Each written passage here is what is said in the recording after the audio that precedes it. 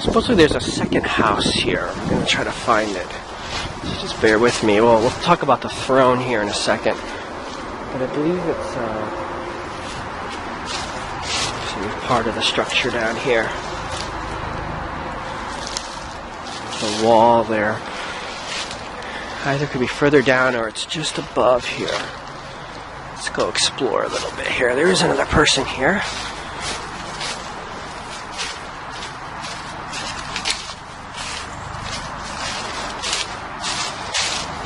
Come back to that in a second. You can see that there is quite a wall here, probably prevent erosion, I'd imagine, made out of steel, that same kind of concrete material. Let's go down and go the other way here, passing again the first house. There is a second house, as I said. We did see it on our first visit here.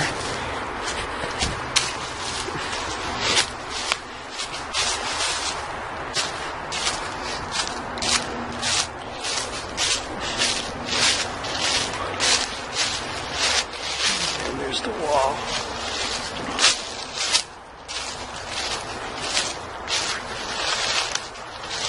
There's a lot of damage here. This is another section of the house, it looks like. Superstructure of the house, the outside portion.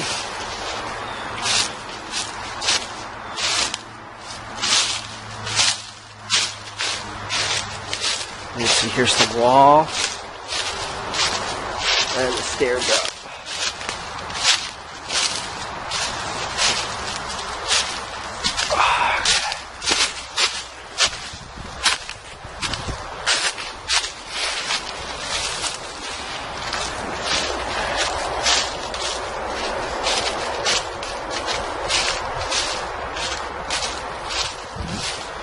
I believe it was up here. Let's see. This looks like a stove of some kind. Who knows what this was? There it is. Right in there. There's another tiny house. Got it.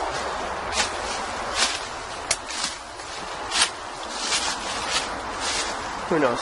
That actually does look like a little tiny. You can see the roof, the shingles. That might be accessible from the top. Okay, so this, in addition to the two myths, we have here a curse. If you go a little further down, here's the area of a lot of people like to tempt fate on. This is known as the throne of the Little People's Village. Again, the idea is that, you can see this, I'm going to toss the beer bottle, but that the king fairy asked for a large throne to be built to support what was a incredibly massive ego. And there you go, you can see a great shot there of the second house. So only really two left. And that if anyone were to sit upon the fairy's throne, they would have 1, 3, or 7 years. It's a little inconclusive. I'm not sure the sample size of data they have for that. Not much time left to live. And so you'll see various pictures online of people sitting on the throne and tempting their fate. Let's take a look at it. We're not going to sit on it. Now, what makes people think this is a throne is there's an ornate kind of molding on the surface. It does look like a seat of some kind, flat, or like an armrest. Armrest that has worn away. Again, there was some kind of motif there in stone. But most people ignore the rest of this part here. They don't actually see the full structure. Now, here at the top, it looks like, again, that could be something with a motif, or could actually be a pipe fitting of some kind. The pipe would come out.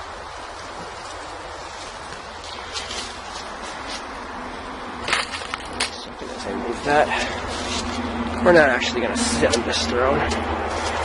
No, there's like no piping in there. That's completely closed space, so that must have been some kind of decorative piece of this.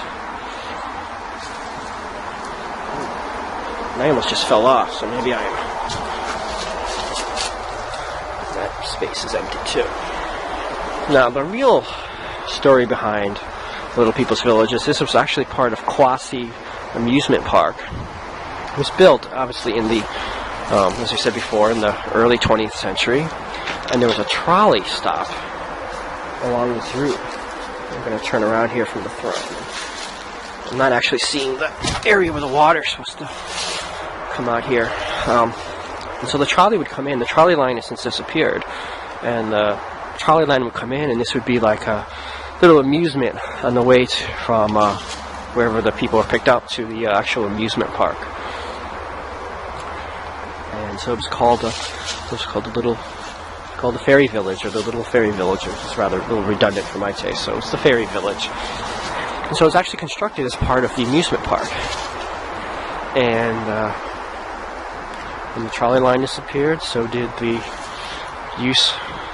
usefulness of this place. It fell into ruin, was overgrown, and then, of course, people fill in the rest. Let's take a look out here. When we were here the last time, the actual member of our party who discovered not the original discovery, he caught a tick, jumped on him and bit him, and he got Lyme disease. A couple lousy weeks for him. So there is part of this curse, that's true.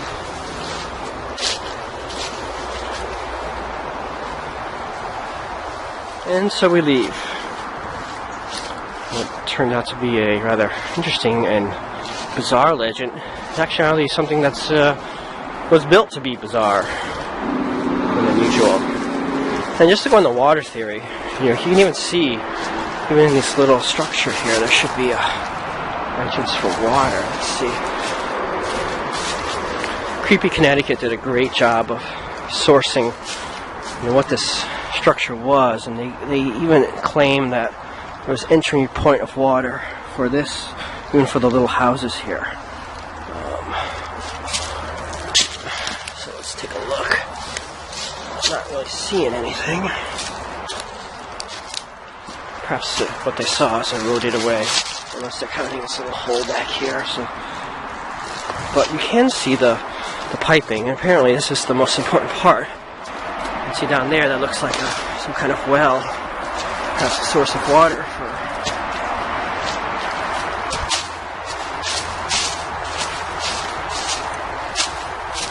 Key to solving this mystery has always been following the water pipes. And this, who knows what this is? This could have been some kind of boundary here. Actually part of the trolley station even, who knows? Have to look on. But see holes here. We actually see holes in the structure where the water pipes came out. Let's take a look. Over here.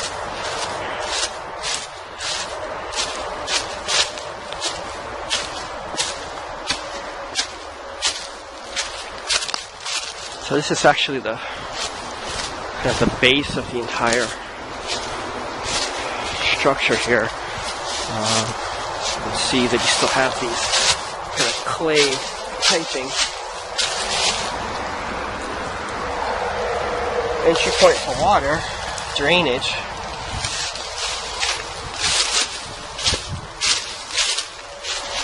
And where are we? This is right over there where the throne is. Okay. So this is one larger structure here that you can see that this wall here has eroded down. You could have a entry point, exit point of water in that area, and that leads directly to the fountain. So it's very possible that the clay pipes ran into that area. I'm looking over in this area here. This is where we found the throne and the second house. So a garden could be sustainable. The amount of this foundation here that has been opened up for piping, it's certainly possible that there was a place for gardening. Now, the house looks like it sustained fire damage. Ignore the black igneous rock. I think that's kind of a herring. Let people look at that and say that's evidence of burning. More on the inside. So if this house came down, it seemed though as if it came down in a fire. He was gutted out by a fire. You can see some evidence of that. Not so much anymore. Here we go. The wood. You can see the charring of the wood here. That actually looks like a fire began. You can see char here. It's much more noticeable up here at the top. You can see the wood. All the wood inside here has been almost been completely either eroded or burned.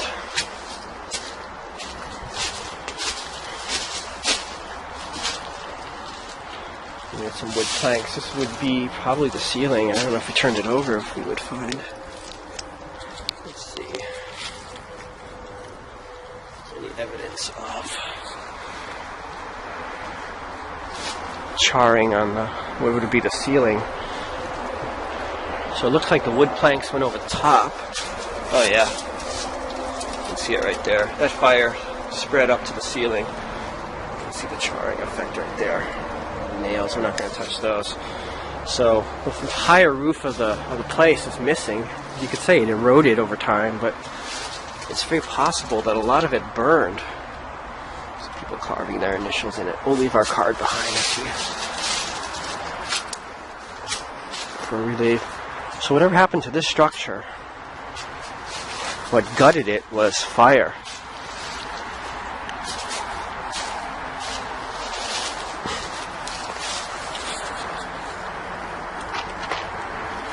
So I hope you've enjoyed the Little People's Village. Very bizarre place.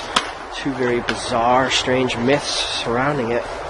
But in the end, really just stories. And as a very logical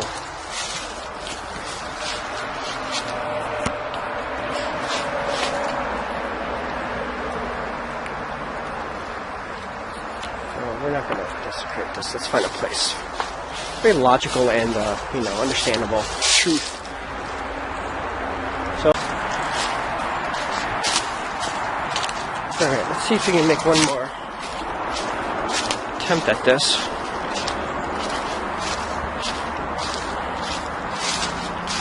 We'll go around the other side.